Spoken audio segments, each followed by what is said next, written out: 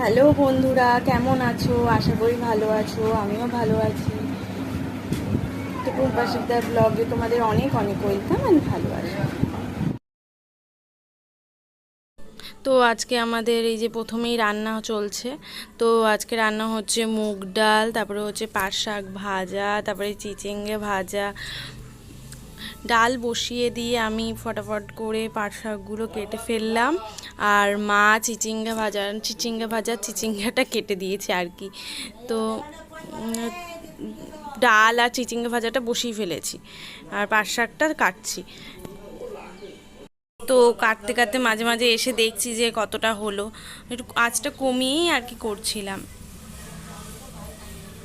আর জানো তো আজকে মা চিড়ের মেলায় যাচ্ছিল, আমি ভাবছিলাম যে আমিও যাব। তো তোমার দাদাভাইকে বলছিলাম যে যাব, কিন্তু কি বলো তো, অনেক কিছু অনেক সময় হয় না ইচ্ছে থাকলে। তো আজকেও তাই হয়েছে, আমি যেতে পারবো না একটু প্রবলেমের কারণে।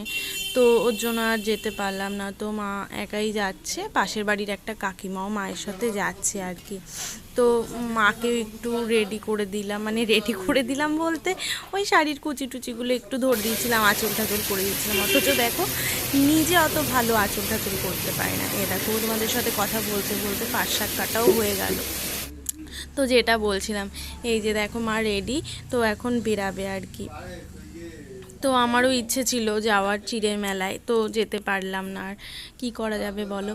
তো এই যে মা বলছিল, এই যে কথা বলছিলাম যখন, মা বলছিল যে যাচ্ছি গিয়ে, আমি তাই বললাম ঠিক আছে সাবধানে যেও আর কি। যেতে পারলাম না বলে খুব একটা মন খারাপ করছি না, কেন কি না পরে তো আবার হবে, তো পরের বার যাব। তো এই ভাবছিলাম। তো বাড়িতে কেউ নেই, ওরা দুজনও বেরিয়েছে কাজে, বাবার তোমাদের দাদা ভাই আর কি। তো এখন ঘরে আপাতত আমি একাই রয়েছি। আর কি বলো তো, তোমাদের দাদাভাই বাড়িতেই কাজ করে, কিন্তু মাঝে সাঝে একটু কাজের সাইডে গিয়ে দেখতে যেতে হয় আর কি।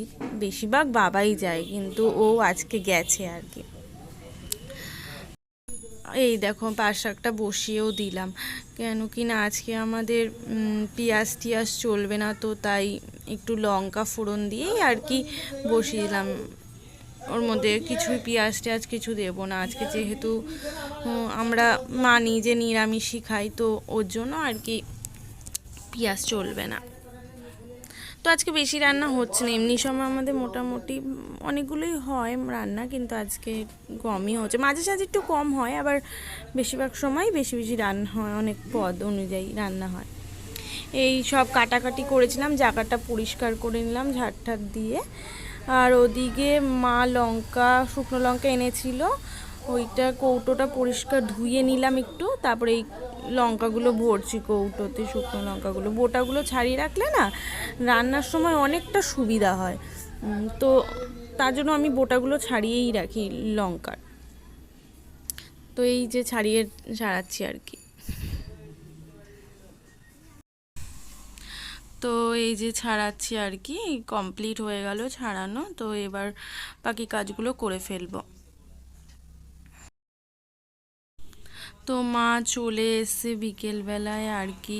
তো এই যে প্রসাদ নিয়ে এসছে, খিচুড়ি আর একটু ভোগের প্রসাদ, এগুলো নিয়ে এসছে। তো এখন আমার সব কাজ কমপ্লিট। তো এখন কি কোনো কাজ নেই, একটুখানি এটা ওটা করব। তো আজকের মতো এই পর্যন্ত, কালকে দেখা হচ্ছে নতুন কোনো ব্লগে। ততক্ষণের জন্য টাটা। আমার ভিডিওটা ভালো লাগলে একটা লাইক, শেয়ার অ্যান্ড সাবস্ক্রাইব করে দিও। টাটা।